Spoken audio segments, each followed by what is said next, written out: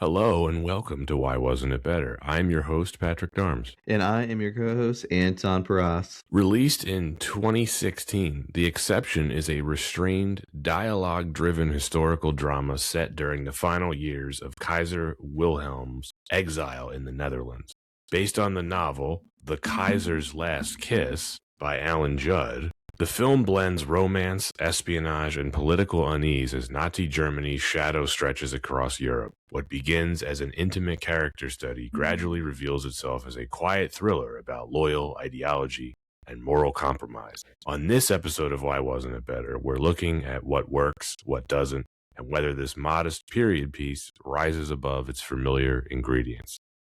Anton, how you doing? I'm doing swell. I can't think of the last time I thought of the Kaiser, so had him in my thoughts watching this film. I was thinking about this when I was preparing my notes for this. How many films have you ever seen that featured Kaiser Wilhelm as a character? Not many that I can think of offhand, I'll tell you that. I think I've seen one other one, but he wasn't one of the main characters. He was kind of like a background character. Yeah, so the inner machinations of the Kaiser's mind. Finally, we get a film that kind of dives into it. Yeah, which is interesting in of itself, I think, because he is a really important, quite well-known historical figure who's just not portrayed on film really at all. I've only ever seen him portrayed on older British sketch television. And right, as like a parody, right? As parodied. Yeah. Which makes sense, right? He was half British. Yeah. So this is definitely a very unique look into the Kaiser. It is, and it's of course a fictional look, but the book is even more of an introspective examination of him. It's quite interesting.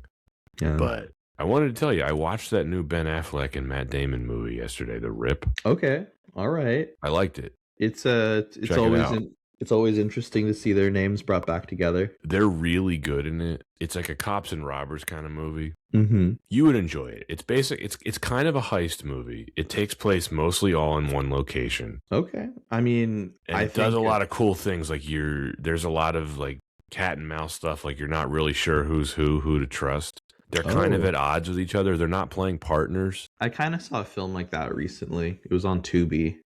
You ever seen Once Bitten? Mm-mm. It's Jim Carrey. I don't think I've heard of it. It's a very early, very, very early Jim Carrey, all the way from 1985. That is early Jim Carrey. Yeah, where he was unknown at that point, right? Absolutely unknown, and he has to basically deal with a vampire that he didn't realize was a vampire, played by Lauren Hutton. Oh, I have heard of this movie. You've talked about this before, I think. I don't remember mentioning this film because somebody's mentioned this to me before. Full disclosure, I had not seen this until I saw it on Tubi, which is again like another point for Tubi, like bringing up these films that definitely exist, but I had not seen. So the budget for the film was $3.2 million, and it made $10 million in the United States. That might have had a higher budget than the film we're talking about today, The Exception. But who would know? Because I couldn't find any budget information on this. Nor could I. But definitely check out The Rip. It's nothing special, but it was entertaining. Definitely check out Once Bitten. It's nothing special, but hey, it is entertaining. Is he the star? Yes, he is. So this is basically an indie movie in the 80s. It feels pretty indie, I'll tell you that. That was years before In Living Color. Oh yeah, it was before. I mean, it's still it's still a Samuel Goldwyn film. Okay. Interesting. But is it still on Tubi? I may take a gander. It is on Tubi. It's I would say it falls more into the category of so bad that it's funny, but check it out. I could see that. Yeah. Jim Carrey and vampires, say no more. All right. See what you think. Well, why don't you intro this for us, and we'll get this party started with the Kaiser. All right. Well, released on September 12th, 2016 by Igoli Taselli Film, O-Star Productions, Alton Road Productions, Silver Reel, Lotus Entertainment, Umedia, Filmhouse Germany, and Screen Flanders, distributed by A24, DirecTV in the United States, and Signature Entertainment in the UK. Directed by David Laveau, screenplay by Simon Burke, based on The Kaiser's Last Kiss by Alan Judd. starring Lily James, Jai Courtney, Janet McTeer, Christopher Plummer, Ben Daniels, Eddie Marzan, Anton Lesser, Mark Dexter, and Martin Savage, with an unknown budget, a box office of 834,500 5 A box office of nothing. yeah, box office. Yeah, that's a good way to put it. 800 grand. Yeah. Let's say 800 grand. But yeah, about a million, and just a little over a million adjusted for inflation. Box office of jack shit. Which is kind of insane that it had, that it was able to make something. We'll talk about why. Yeah, but a 75% Rotten Tomatoes score, which I think is considerable with the odds. But a German soldier tries to determine if the Dutch resistance has planted a hot spy, to infiltrate the house of Kaiser Wilhelm in Holland during the onset of World War II, but falls for a young Jewish Dutch woman during his investigation. A hot young Jewish Dutch woman. Yes, a hot young Jewish Dutch woman. Not just any spy, a hot spy. And well, we've emphasized a few things. It's definitely a very curious background overview for the film. Pat, why are we talking The Exception? Couple of reasons. As you know, we try to make an effort to not just cover blockbusters and famous films. We do try to mix it up and try to cover some lesser known films. I think this is unquestionably the most obscure film we've ever covered on the podcast. I think this has the Crouching Tiger, Hidden Dragon sequel beat by a fair margin, would you say?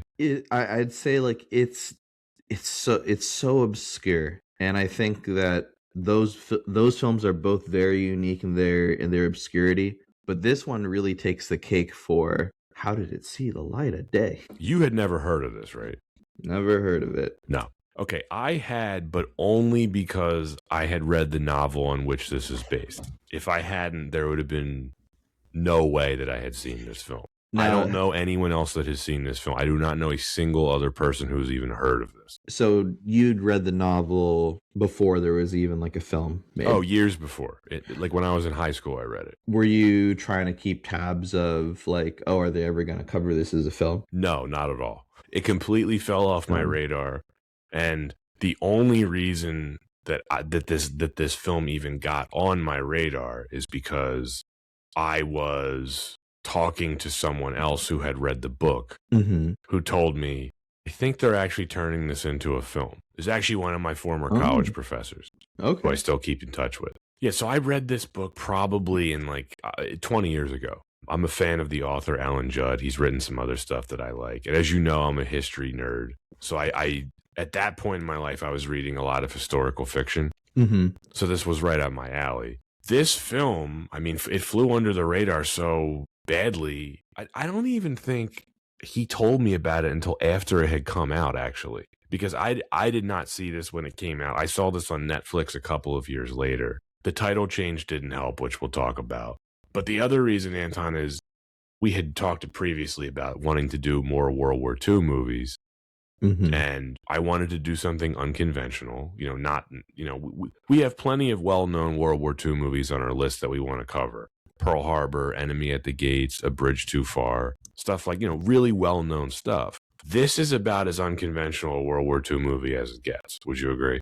Oh, of course. It is not what people typically would expect with a World War II film, because I think a lot more people expect a bit more action. Right. But we have talked about that a little bit before. Like a movie like Oppenheimer is a World War II movie, technically. Yeah, that's true. Imitation Game is a World War II movie. Doesn't have to be blood and guts. Doesn't have to be. And sometimes that is just as cutthroat and compelling as what people are, or how people are, fighting on the front lines. Now, the book on which this is based, The Kaiser's Last Kiss, is not a well-known novel to begin with. So they were adapting something that really wasn't that famous to begin with.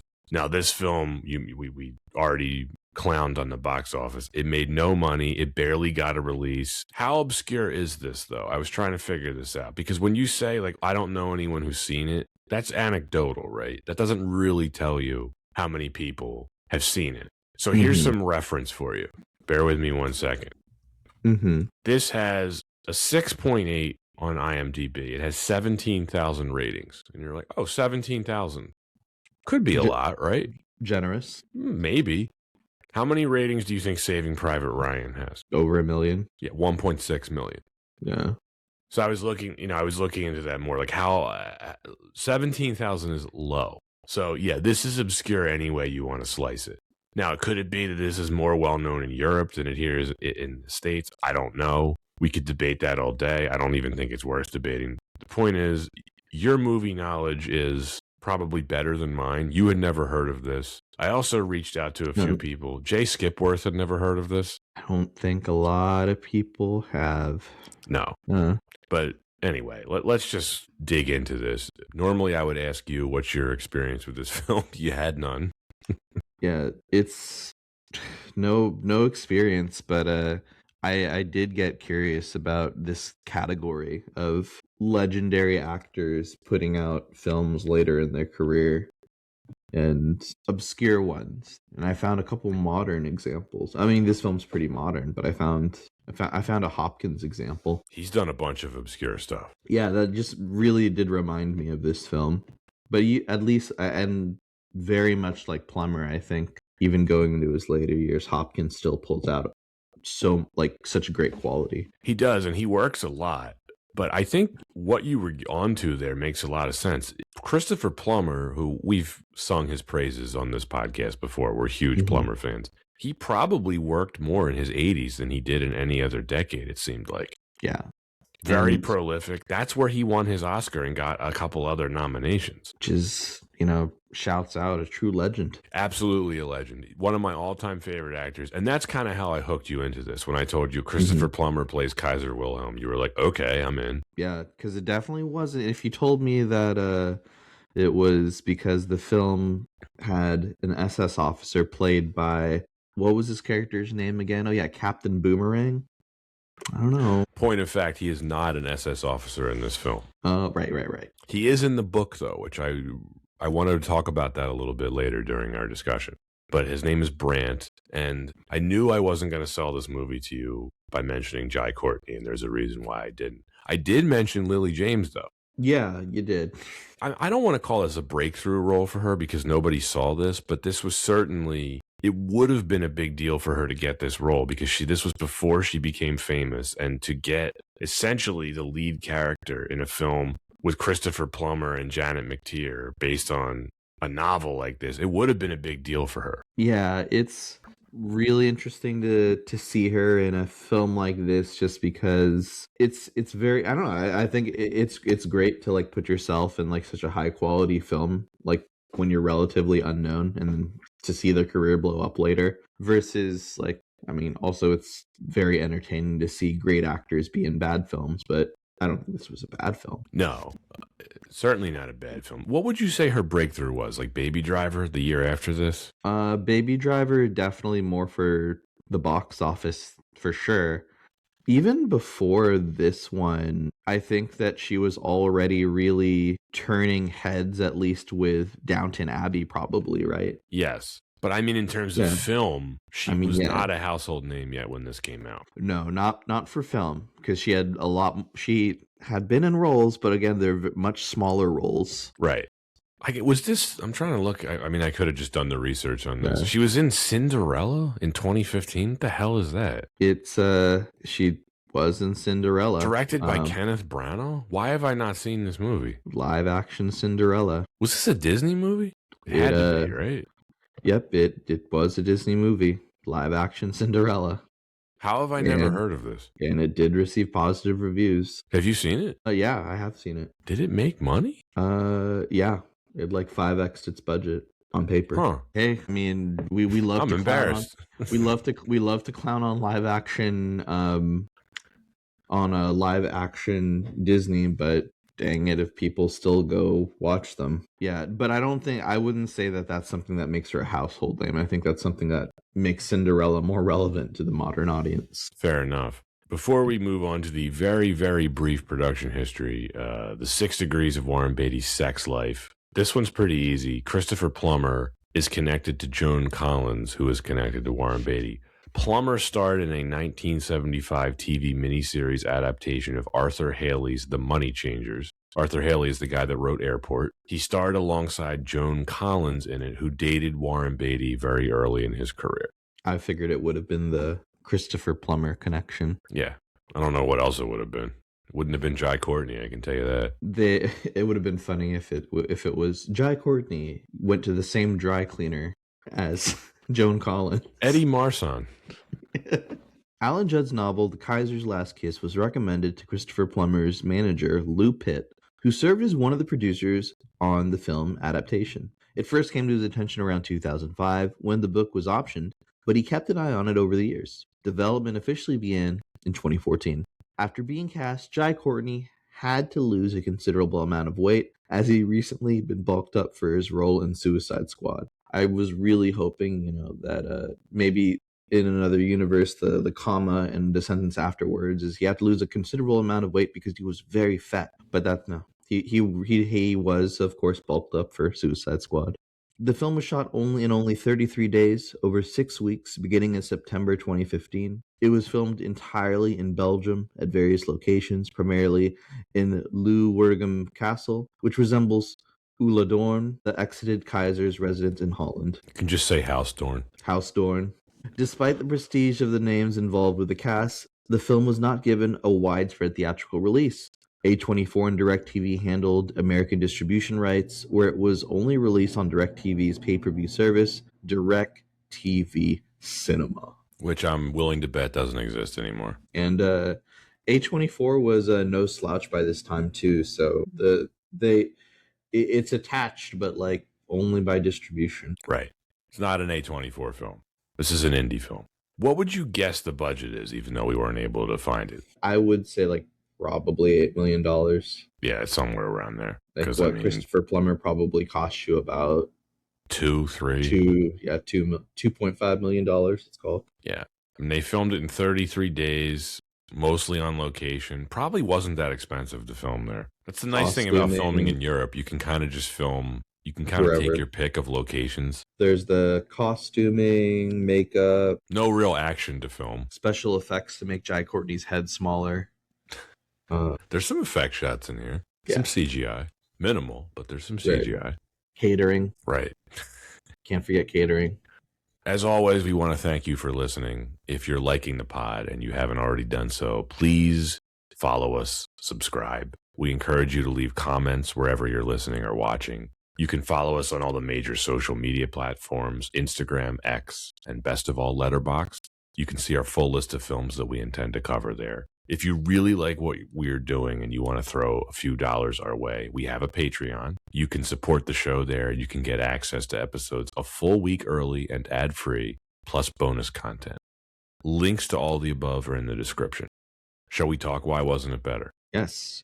I do have a game before we go in, just to... Ooh, I love games. Yeah. All right, so we'll do one question. Like, is this a real film or not? In the category of legendary actor in late film, was Anthony Hopkins in a 2021 film where he played the mentor of a hitman that had to assassinate another hitman who had dishonored his mentor, played by Anthony Hopkins. Yes. Yeah. What film was this? It's called The Virtuoso, released in 2021, and it is a Lionsgate film. So there's a good chance it stunk. Things do not look good for this film. Have you seen it? Nope. It has an 18% approval rating on Rotten Tomatoes. Oh dear. It's not what you want. Yeah, I don't see anything so far listed for budget or box office. So 2021, that's a COVID victim. Yeah, if it was a COVID victim, it was a mercy killing. I don't know. This film sounds terrible. Yeah. So Anton, let's talk Why Wasn't It Better? I have the first reason is why it flopped, but that wouldn't even be accurate. This film did not flop because it was not even given a theatrical release. Yeah, it didn't get last in the race. It didn't even enter the race. Didn't even enter the race. It feels like if this were to come out now, it would just be a Netflix movie. Yeah. Which is like, what are your thoughts on that? They're like, oh, like legendary actor, very art house. Let's just put it on Netflix. I'm of two minds on this because we have previously on this podcast made fun of a lot of Netflix specific releases, how bland they look, how the writing is very generic, and plenty of others have made the same criticism. Mm-hmm.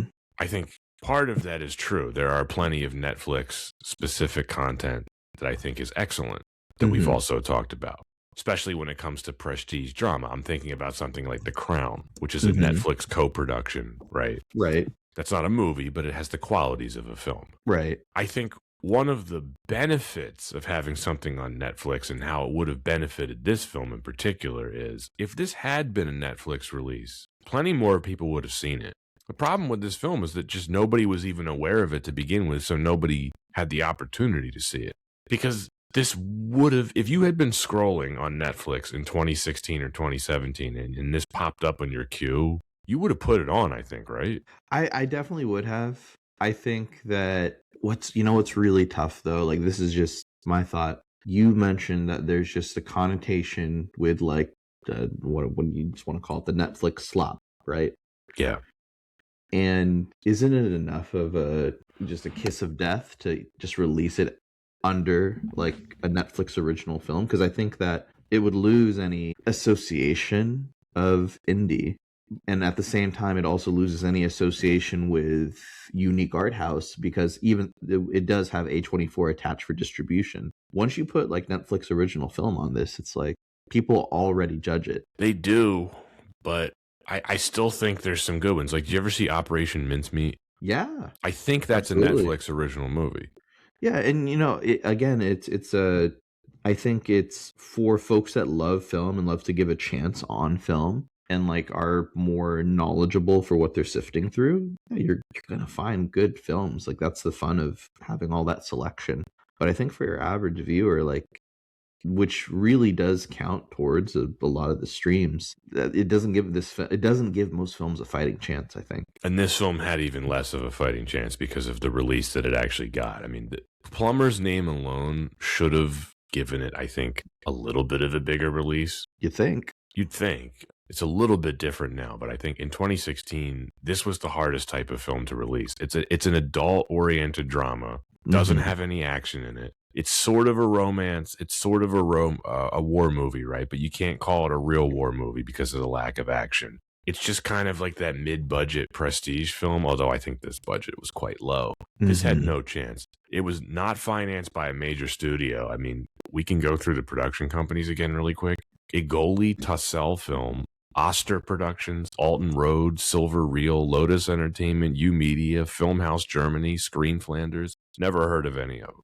Yeah, I've heard Screen Flanders, but that's literally it. What you also can discern from those companies, right? And even A24. A24 may have distributed it in name, but like, I know this had no marketing budget. Nope, definitely did not. The market for adult dramas at this point had collapsed. I think it might be a little bit stronger today. Like I said, I think if this were released today, it would be a Netflix only release, and at least you could say more people would have seen it. 1,000,000%. Because, like you said, it seems like no one saw it. No, because I mean, you know this better than most. In 2016, if it wasn't a superhero film or like a low budget horror film or something that they could turn into a franchise, distributors weren't really interested. Yeah, 2016, man.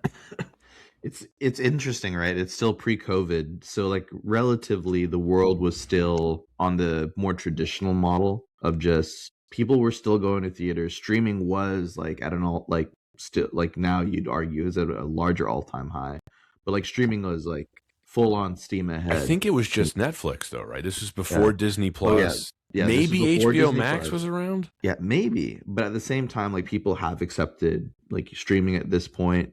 We do have it's the pre-COVID times. What is that? PC. So yeah, which completely changed the dynamic of film watching. But I think 2016, it's just there were a lot of really fun films that came out that year. But you look at the top films of the time, and like you're totally right. It was Marvel films or superhero films. Jai Far Courtney's more in this film. dominant than now. Yeah, Jai Courtney's in this film, and he was in one of the top films of 2016. Suicide Squad, right? Yeah. Which one was he in? Because there's two, right? So there's Suicide Squad and The Suicide Squad. Suicide Squad has Will Smith. The Suicide Squad does not have Will Smith. Is he in the one with Will Smith? He's in the one. He's in both, actually. Oh, splendid. Except he gets killed off. Spoiler alert. In the Suicide Squad. Oh, how could they do that to Jai? He seemed pretty happy when it happened, so don't worry. Okay. He's okay. Fair enough. You also had no awards push for this film. Lily James wasn't an A-lister like we talked about. I mean, Plummer doesn't seem like an awards threat for this film. Yeah. The fact that this got a direct TV video on demand release in the States is just sad. When you see what this film would have been stacked up against in 2016, it just makes so much sense. I think that if the studio was like, well, we could have this as Oscar bait, but considering the budget, they might have been like, I don't think this is worth it to push it. No. You know what? I might even be wrong about the Netflix thing. Like, if this had been on Netflix, more people would have seen it. Because think about it. We already covered a very obscure Netflix-only release in 2016 called Crouching Tiger, Hidden Dragon, The Sword of Destiny, which... Remember, we talked about it extensively on that episode. You would have thought that would have been a bigger deal, considering it was a sequel to one of the most beloved films of the 2000s, and nobody saw that movie either. No one saw it, much less an art house style film starring Christopher Plummer, which I'm sure a bunch of young kids in 2016 would have been like, who? But this was also the same year that at the Academy Awards, it was the 8 films nominated for Best Picture, and La La Land didn't win. Oh, that was this year, huh? By the way, I just looked up Crouching Tiger, Hidden Dragon, Sword of Destiny. It only has 22,000 IMDb scores or ratings. So not much better than this. Not shocking. No. Which, listeners, if you haven't seen that episode, go back and check it out. Yeah. It's still one of my favorite episodes. Yeah, it's very fun just to reminisce on a great film, which is Crouching Tiger, Hidden Dragon, and a film, which is a very mediocre film, the sequel. Yeah. But, a bit more on the exception. It's thinking about the kind of film that it is. It is not in the category of what was, I'd say, in demand in 2016. Not at all. You know what else didn't help this? How generically bland and meaningless is this title? The Exception. It's a terrible title. It is horrible for a title. It tells you nothing about the film at all. And I'm biased because I like the book, but The Kaiser's Last Kiss, that's going to grab viewers in more than The Exception. I agree with that. Good luck Googling The Exception. Like, that's just bad for SEO all around. I was going to say, though, like, it's funny because I think this is a thing with art house films where they'll have very ambiguous names to them. And sometimes it's so ambiguous, you will Google it and a bunch of other stuff will come up. So maybe this does live up to that expectation of an art house film. Like, no, we got to make it bland and meaningless, generic. Yeah, no, like, well, what is it actually like? Espionage, romance, history drama. Good movies have good titles. But yeah, they definitely missed the mark on the title. But man, it's really interesting because there's another I don't know if you really get too much from the title of let's see. No, I don't. Is it okay to clown on Moonlight a little bit? Because I don't think anyone's watching that like almost a decade later. No. We're going to cover that as a worst Best Picture winner. And like that, well, when we get to it. I don't want to pass judgment on it because I've never seen it. I've seen it. But we'll get to it when we get to it. We will. Well, let's talk about the film itself then. Because I think you watched the trailer for this, right? Kind of looks like a thriller from the trailer, right? Yeah, it seems like it's going to have a bit more action based on the thriller. That's the thing, though. You wouldn't call this a thriller, would you? No. Not that that's a bad thing, but if you're expecting a thriller from the trailer, you're not going to get it. High tension scenes? Yes. Very high tension scenes. Good drama has good tension. Yeah. But not a thriller. This is 107 minutes. I think it's really well paced. There's no filler in this film. Every scene matters. Real quick question. Who is the trailer for? the people that didn't see it.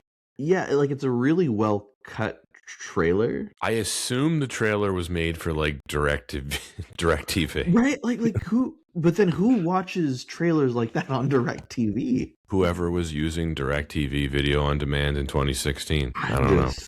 That is just crazy. Is it the same people that like love like I can't believe it's not butter? Probably. Yeah. Same company. Yeah. U Media. I don't know.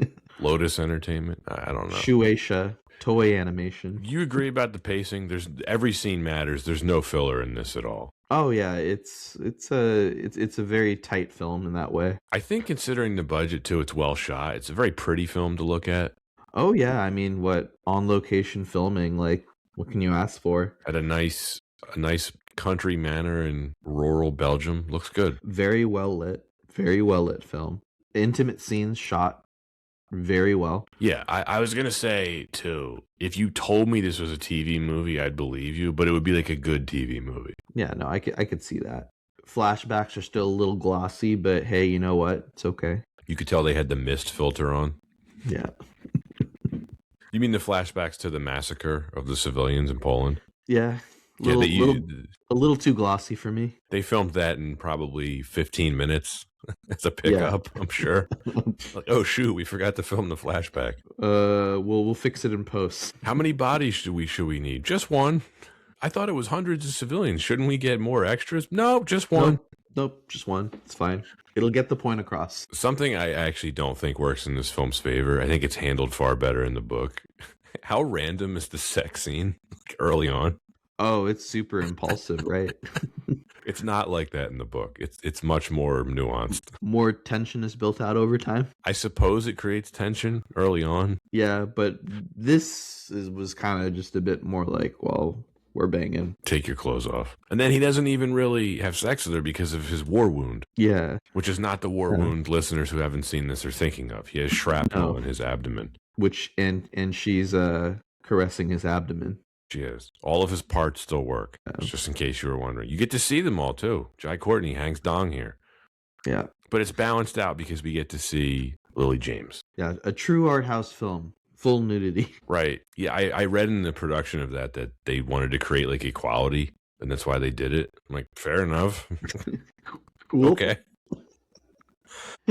I love that's how they view equality. I mean, take it with a grain of salt. It comes from IMDb trivia. There's like no production history of this film at all. Like, I don't know. There's not much to go on. There'll be a chicken in every pot, and all sexes will be naked.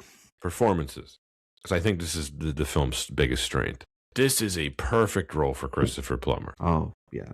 To me, like, this was a film that could have also been a really great stage play. Completely agree. I wrote that down. So, actually, the director of this film came from theater, and I think you can tell. David Laveau. But his first film, by the way, I think he does well with his first film. And I think that, huge props, just because the blocking, I think like the dinner scenes, any intimate scene, it really showed off the very strong dialogue of the film. And Christopher Plummer's really in his bag, just in the perfect kind of role for him and the roles that he loves, which is very strong characters. Yeah, he's certainly the obvious standout. He's not the main character, but he's the most important character. Yeah, if it was a different title, probably you would have thought he was more of a main character. Right. He's more or less the main character in the book, but it's still Mickey. Yeah. Now, I do like how by the way, I agree with you. The dinner scenes, I think, are the best scenes in this film, right? They're the most compelling. You can tell they spent the most time on the dinner scenes with the dialogue and obviously the performances and everything. It's a pretty layered performance from him, too, because early on in the initial dinner scene, when it's just Jai Courtney's character dining with him and his wife and Von Iselman, Jai Courtney character, his name is Brandt in this film. By the way, in the book, his name Krebs, so they just changed it for whatever reason. I don't know. No reason. Maybe Krebs is not a very fun name to say. I don't know. But so, Plummer in that scene, the Kaiser, he comes across as very delusional and bitter. You can tell he's just rambling. You can tell his wife is like, oh, God, here he goes. Yeah. Talking about the Jews and the Bolsheviks. But he becomes much more of a human character the more time we spend with him. And by the end, did you actually feel sympathy for him by the end? Yeah. Absolutely. It's because at that point you've seen that they've completely grounded his character as someone that actually does care about the people around him. And so and I think this is something that the film does a really great job of is you are Christopher Plummer or sorry, you are the Kaiser wanting to root for love. He does root for love. Yeah. And like that's is that another title for the film? The Kaiser roots for love. Well, would have been a better title than The Exception. The Man with the Withered Arm. Oh god. Still a better title than The Exception. Yeah, he's a very introspective character in the book. And, so we'll talk about the history of this a little bit later. One thing I want to add here is the real life Kaiser, I think a very different person in exile than when he was ruling. Still insanely rich. Yeah, he was. I don't know how rich he was compared to other royals at that point when he was in exile. He couldn't do much. Apparently in exile, he still he needed 9 train cars to still get all of his stuff out. Right. Oh, I'm not doubting that he was rich, but if you read about him in exile, he couldn't do much. No, he was just a figurehead. He was very limited. He couldn't leave Holland without permission. He's not making decisions. Right. Yeah. Which I think they did a good job of displaying the frustration that would come of that kind of exile. Yeah. So he's living, but he's not thriving. Not thriving at all. I mean, he did, the real life Kaiser did spend a lot of time chopping wood, which tells you he had a lot of time on his hands. And he's probably in really good shape because I don't know if anyone here chops wood, but it's a good workout. Really good workout. Especially with one arm. Or if you just want to rip wood apart by just splitting the wood, a la Captain America. Right, in Ultron. Yeah, that's how I chop my wood. I remember that, yeah. Anton, we get a monocle appearance in this film. Did you notice? Definitely fallen out of favor nowadays. Yeah. But if there's one person who you would think would wear a monocle, it would be the Kaiser. So are the monocles, are they just purely decorative? No, they were real prescription. Okay, so theoretically, I could get a monocle. You could get a monocle. I have no idea where you'd go. Are there any monocle makers in the Bay Area? I'm gonna have to look. I do know if you wanted to find obscure obscure folks that still keep up old tradition, one of the best typewriter restorationist folks was here in the Bay Area. Tom Hanks used to go to him. So if they have that, then maybe we'll have a monocle guy. I can confidently say I've never seen anyone wear a monocle in my life. We talked about this on the View to a Kill episode, how anachronistic it would have been even in the 1980s. Even by the time this film takes place in 1940, not many people were wearing monocles. And if they were, they would have been the Kaiser's age. So he would have been 81 during these film's events. He only lived another year. He died in 1941, about a year after this film's events took place, whatever. And it was because of the monocle, right? I think he was just old. Maybe the stress of wearing a monocle. He smoked a lot, too. Smoked a lot of cigars, smoked some cigarettes. Not a big drinker, believe it or not. Didn't drink liquor, just drank wine. Some wisdom there. I don't know, maybe. Plummer's great here, though. If Plummer had somehow been nominated for an Oscar for this, I wouldn't have doubted it. You know what I mean? Yeah, absolutely. It's actually become one of my favorite Plummer performances, just because again, I'm a sucker for this kind of thing. Like we were talking about earlier, it's just how often do you see the Kaiser portrayed on screen? This is kind of it.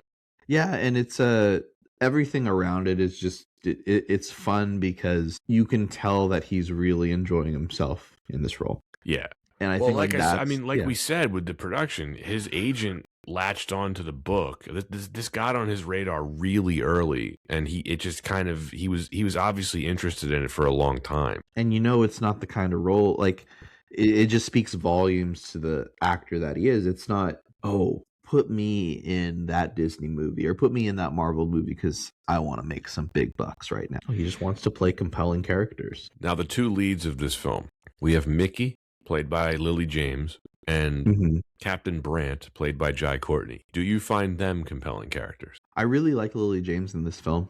She's really good. Yeah, just to kind of go one after the other or one after another. Starting with Lily James, for me, I think that minus that first scene of take off your clothes. You didn't like that scene? I mean, it was a little jarring.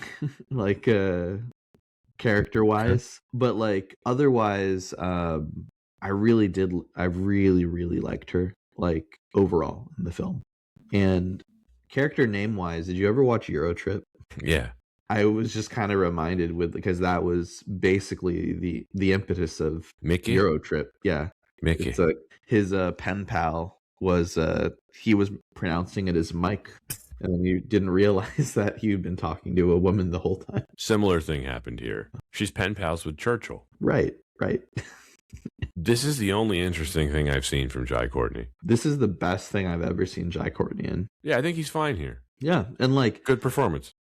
look, if I've seen Jai Courtney in several things, and this is the first time I've been like, I don't recognize him as Jai Courtney. I really just saw him as Brant in this film. Yeah. And I think, like, again, speaks volumes. I think he did a really, really good job. I think he did a solid job. Yeah, both characters have enough of a backstory that you don't know a ton about them, but you know enough to be invested.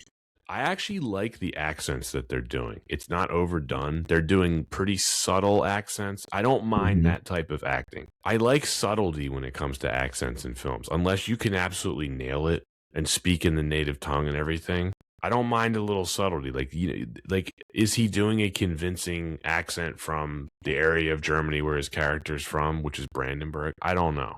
But he's doing enough of an accent where, to your point, I don't feel like I'm watching Jai Courtney. I feel like I'm watching Brant.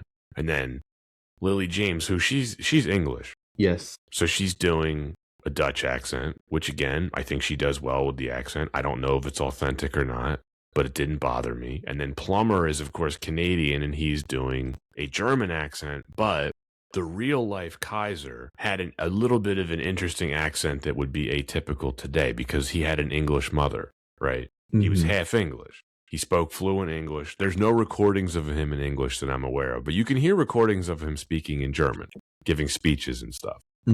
So he has a very aristocratic type of accent, which I think Plummer does really well here. Back to Brant really quick.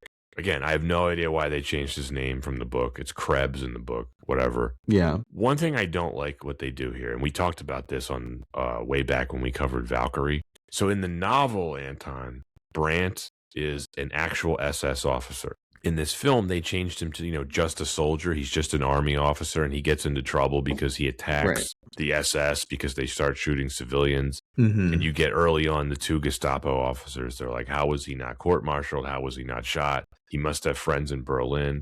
The film never elaborates on that, why he didn't get in trouble. It actually makes more sense in the book. He's an SS officer. He disobeys orders when he refuses to shoot civilians. So that's why he's kind of discredited a little bit.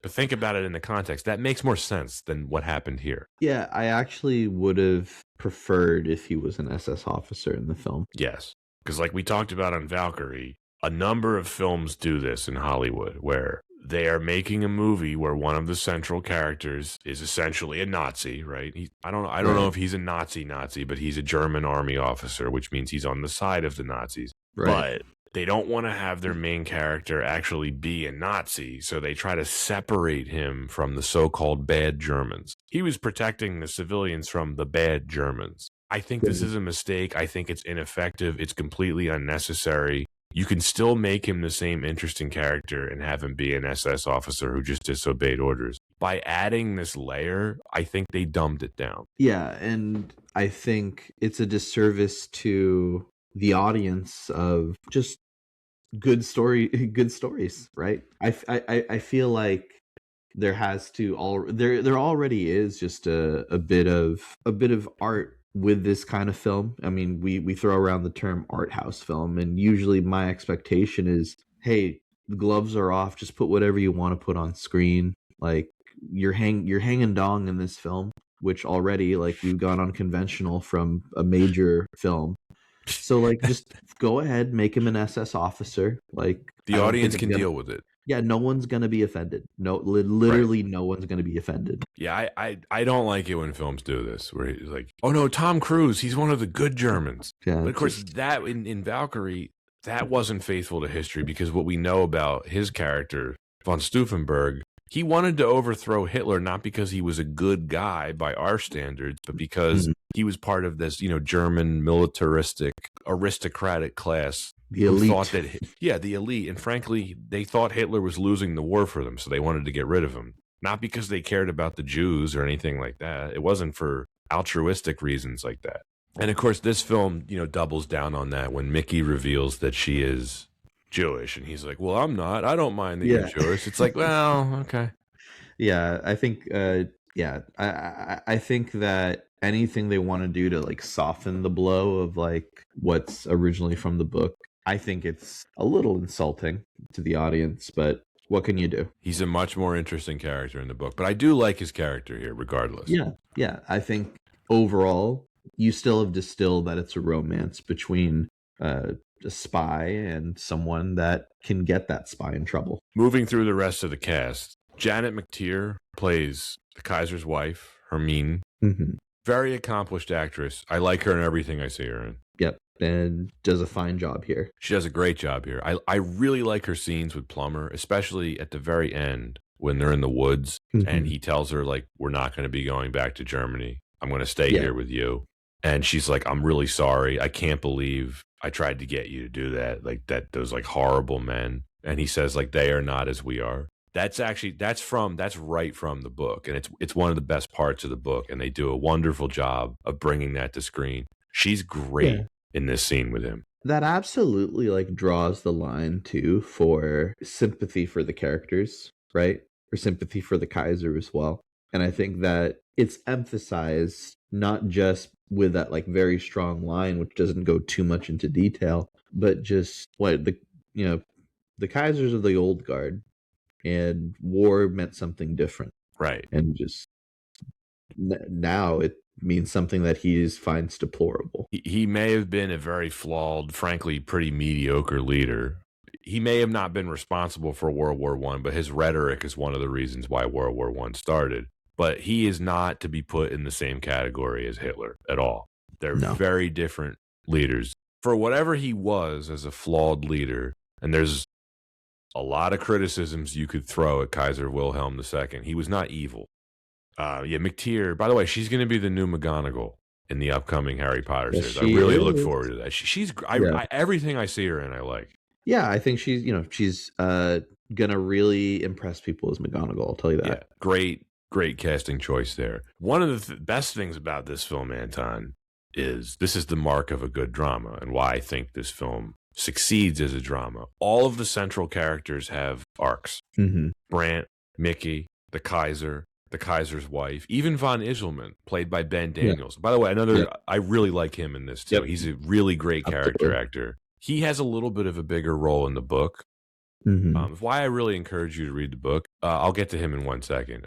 What do you think about what I just said about the arc? So, I mean, I think it's really gratifying in the end. Everyone goes through an arc. Yeah, and it's one, I totally agree. Great call out, just because, again, signs of a very strong story is just you grow with one perception of a character in the beginning, and then you have a totally different perception, or you have full-on appreciation, or even just you're compelled to see them succeed. And like I just love being able to see that across characters. Yeah, I'm trying to think of any character that didn't have an arc, or at least like all the main characters do. Yeah, I was gonna say like they're like what Himmler's still Himmler by the end. Right, he's not a main character. He doesn't need an arc. Yeah. If he had an arc, it would have been weird. But I think that there's basically 5 central characters in the film, right? Mickey, Brandt, the Kaiser, the Kaiser's wife, and I would say von Iselman. Yeah. His aide-de-camp. He falls under the suspicion of the Gestapo in the book because of the remarks that he makes during dinner with Himmler. Mm-hmm. This is actually, I think, one of the things I think the film could have done better. I think that dinner with Himmler, it's a much longer scene in the book. I wish it were longer here. It gets kind of cut short. Yeah. But von Iselman speaks his mind about, you get a hint of it here, where he's just like, German Jews fought and died by the hundreds of thousands during the First World War. Can't say that. No, can't say that to the head of the SS. His character has a lot more to do in the book, and he's one of my favorite things about the book. And the book kind of leaves it ambiguous whether or not he's going to be arrested by the Gestapo or not. It doesn't really elaborate on it. It kind of leaves it up to interpretation by the reader. But I really like that actor, Ben Daniels, just to shout him out again. He's been in a lot of stuff I like. He has a really good role in The Crown in the later seasons. He plays Princess Margaret's husband, and I think seasons 3 and 4. But great actor. Yeah, for a low budget, essentially indie movie, this has a pretty solid cast. Yeah, and I think it's not a huge cast, but it's a very strong cast. And then, did you know that Himmler was going to show up? Was not expecting that. Another wonderful character actor, Eddie Marsan. Absolutely terrifying. He's fantastic as Himmler. Yeah. Oh, yeah. You really get the menace. So the Very dinner chilling. scene did happen in real life, not with Himmler, but with Hermann Goering. Mm. As far as we know, Himmler did not visit the Kaiser. But what we do know, and this probably won't shock you, the Kaiser was extremely unimpressed with Goering. Now, this film references that. If you remember, his wife makes a remark about, like, let's hope it goes better than your dinner with Goring, and he refers to him as, like, a brute. That's more or less what the Kaiser had to say about him. He didn't like him. It's interesting because you'd almost think, like, these portrayals feel like caricatures with just how evil these individuals were, but probably this was, like, especially from what I've seen in other films, like, it's much closer to similar portrayals. You're absolutely right. I mean, that's the terrifying thing about right the stuff that Himmler was saying at dinner about, like, yeah, I watched, like, all these children get exterminated. Yeah, they're monsters. A bunch of people who got into power who had no conscience. Yeah. And he was at the top of the list up there with. I mean, he might be scarier than Hitler. Yeah, in terms of what he represented, Himmler. I mean, just no soul, like you said, a monster. I mean, but yeah, I mean, unfortunately, this seems like a pretty accurate depiction of how he was in real life. But, like, yeah, was not expecting that. I think we said earlier, like, this is not like what typically people think of with a World War II film, where the action, like, it's not an action film, but it's moments like these that bring you back into it of, like, oh yeah, like World War II, the horrible, horrible things that had to go on around it, during it. One of my favorite World War II films ever contains no action whatsoever. It's 100% dialogue. It's called Conspiracy. It's about the Wannsee Conference. Mm-hmm. You definitely need to see that. We're going to cover it at some point. Kenneth Branagh plays Reinhard Heydrich. Stanley Tucci plays Adolf Eichmann. I have seen this. Okay, you had. It's an HBO movie. It's fantastic. I have seen this. Okay. Yeah, it's incredible movie. I want to cover it just for the simple reason of just to bring exposure to it, just because it's not a widely seen movie from what I know. The Tooch. As soon as you brought him up, I'm like, oh yeah.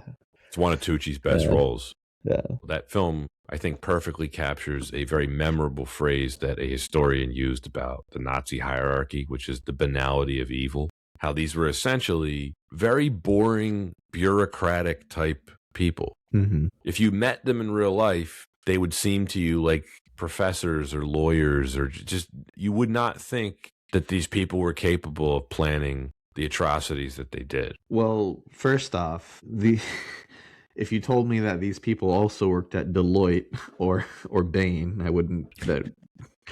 I'd be like, well, yeah, they're machines. Have you ever seen footage of Eichmann on trial in Israel? Yeah. He comes across as like an accountant or like a secretary, right? Or like some kind of civil servant, which is kind of what he saw himself as. Yeah, which, of course, there's a lot of things wrong with that. Have you ever seen the movie Operation Finale about how the Mossad captured him in Argentina? No. Oh, that's a good one. So he's played by Ben Kingsley in the film. It's really good. Another film I want to cover. I definitely want to watch that. That sounds exciting. It is. Back to this film, The Exception. I wish this was called The Kaiser's Last Kiss. It'd be so much more interesting. Yeah, it would be. Yeah, I mean, what is it like? My summer. What is it? My winter with the Kaiser, or kind of. Yeah, I think the story takes place over like a month, maybe. Not long. Or How I Found Love with a Spy. The Spy Who Loved Me. Yeah. Ooh, could be. Yeah. The history of this film, there's a couple things. I was mentioning this earlier. Wilhelm, I still think he's a misunderstood figure. I don't think he should be a sympathetic figure, but for I think a long time he was flattened into this cartoon villain who was responsible for World War I. It's of course it's much more complicated than that. He was certainly impulsive, very insecure. I don't think he was particularly intelligent from what I've read about him. I've read a couple books about him. He made a lot of really belligerent statements that helped escalate the arms race leading up to the First World War. He often put his British cousins at odds. It's important to remember he was half English. Queen Victoria was his grandmother. He was cousins with King George V. I always find that like post World War I, with just the full change of the European landscape, one of this is total aside, how you can look back at the cuisine of like the newly built countries and like actually tie that back to their origin countries from World War I. Yeah, like Hungary, like for example, looking at a lot Austria, of Hungary. Yeah, well, my bad. Right. Well, I mean, it was, but to your point, after World War I, it was completely different. It was the Austria-Hungarian Empire. Right, and then you look at Hungary's cuisine nowadays, but you can actually still tie it back to Austria and see a lot of similarities, but distinct Hungarian cuisine. It's true. Never been to Hungary. A very, very good friend of mine from growing up, played basketball a lot together. Hungarian family, very friendly. Closest I've been is the Czech Republic. Oh, okay. How's the food there? I thought it was good. Nice. I enjoyed it. I mean, a lot of, I think to the point you're making, a lot of the cuisine in the countries, because the borders shifted so much.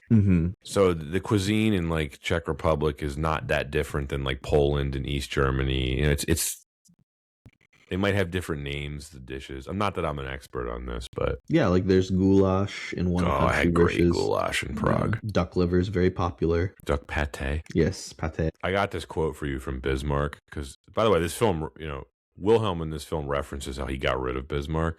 Bismarck had a lot of negative things to say about Wilhelm. I mean, he after all, he was sacked by him. He said Wilhelm, he wanted every day to be his birthday. I thought that was a really great description of how impulsive Wilhelm was as a leader. So the exile that we see him living in this film, it's largely accurate. I mentioned Göring visited him. One thing is worth noting, Churchill's offer of asylum, that was real. That was not made up for this story. The Kaiser considered it, but he ultimately decided to remain in exile. And I said this earlier, he died about a year after this film's events in June of 1941, weeks before Germany invaded the Soviet Union. And I wanted to conclude our discussion by reading what the Kaiser had to say about Hitler and the Nazis, because I think this is really interesting. It's a really apt description of them. And of course, he did not know about all of the things that the Nazis would do. Yeah, and yet he had the following to say about them and Hitler. Quote, "There is a man alone, without family, without children, without God. He builds legions, but he doesn't build a nation. A nation is created by families, a religion, tradition. It is made up out of the hearts of mothers, the wisdom of fathers, the joy and the exuberance of children." This is continued. He's talking about Nazi Germany. "An all-swallowing state, disdainful of human dignities and the ancient structure of our race, sets itself up on a place of everything else. And the man who alone incorporates in himself this whole state has neither a God to honor, nor a dynasty to conserve, nor a past to consult. For a few months, I was inclined to believe in National Socialism. I thought of it as a necessary fever, and I was gratified to see that there were associated with it for a time some of the wisest and most outstanding Germans. But these, one by one, he, Hitler, has got rid of or even killed. He has left nothing but a bunch of shirted gangsters." Continued, "This man could bring home victories to our people each year without bringing them glory. But of our Germany, which was a nation of poets and musicians and artists and soldiers, he has made a nation of hysterics and hermits, engulfed in a mob and led by 1,000 liars or fanatics." End quote. Well, very telling. What would happen? Very, very telling. Now again, Wilhelm, not perfect, anti-Semitic, very ignorant in a lot of ways, said a lot of stupid things, was a very mediocre leader. But to put him in the same bucket as Adolf Hitler is a mistake. Yeah, I maybe portrayed as, or maybe remembered as a bit less intelligent, or maybe even as impulsive, but seems street smart. I think he became wise over time in exile, but he's Mhm. an example of the downside of having hereditary monarchies. Is just like sometimes you get a really good ruler, and sometimes, like with him, you get a really mediocre ruler. He was not the architect of World War One, but he was Mhm. its most visible failure. That's what I would say about him. Co-conspirator. Kind of. I mean, yeah. He's his leadership is like I said. I wouldn't blame him for World War One, but his rhetoric helped make it possible for sure. Right. Right. Anyway, this isn't a history podcast, but I wanted to talk about him a little bit just because of how rare he is portrayed on screen. Yeah, and then just to tie it back to just the end of this film, I think that same tone matches the Kaiser that everyone has been introduced to, because there's a lot of perception, like you said, of, and a lot of, I think, misconception of who the Kaiser was in relation to World War II entering into Nazi Germany. Misproper connotation for sure. So, but with this film, we have a really, really nuanced character, a one that roots for love, and truly equality with nudity. So, do you want to rate it then? Sure, I'll go. You know, I really do enjoy art house films. It seems pretentious to like say something like that, but I do just enjoy the idea of directors wanting to put together stories that they believe in and visions that they believe in. At the same time, there were a few decisions from the source material that dumbed it down a little bit, but we still have a legendary actor in Christopher Plummer who is really pushing this forward. The pacing is tight, the story is tight.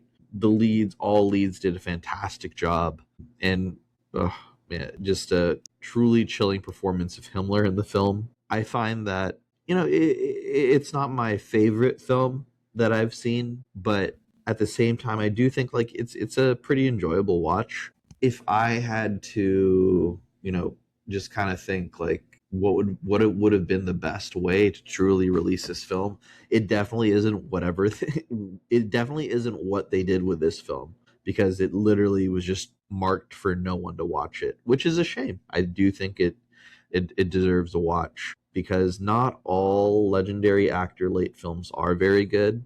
And all I can say is if you look at the films that Robert De Niro has been putting out in the last 10 years, or much more favorably looking at Anthony Hopkins, it's a mixed bag. But especially for like a very unique character piece for Christopher Plummer, a neat treat. I give this one a B minus. Fair, very fair. So, I don't even think this film is underrated. It's not even rated because no one's seen it. It's the most obscure film that we've covered on this podcast, probably by far. I don't even think there's competition for this. I don't think this is some kind of diamond in the rough masterpiece. I am quite fond of the novel. I don't think that's a masterpiece either. I think it's just a really enjoyable read for a history buff like me. This film is a very good adaptation of the source material. It made a few changes that I think, to your point, Anton, like you were saying, didn't really benefit anything, kind of dumbed it down.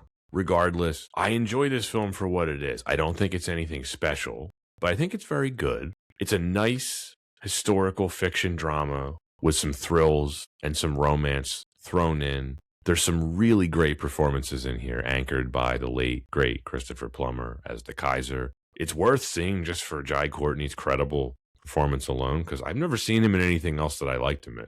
Lily James is actually the star of this film in a way. She's great. She's great here, and it's nice to see that her career has blossomed after this. I like the rest of the supporting players. It plays out like a theater drama, and it's no coincidence that the first-time director, David Laveau, came from theater. If you're into World War II history, this is a really interesting, unconventional film to check out. In the vast ocean of World War II movies, I think this does something different by just focusing on a historical figure of the First World War who peripherally became involved in the early days of the Second one, and who is frankly just not portrayed on screen much at all. So I'm going to give this a rating a little bit better than you, with a B. I think it's very good. It has a lot of stuff in here that I like, but it's not going to be some kind of a classic to me. It's nothing special. So B. Well, here we are. That is it for The Exception. Thanks for listening, and see you next time.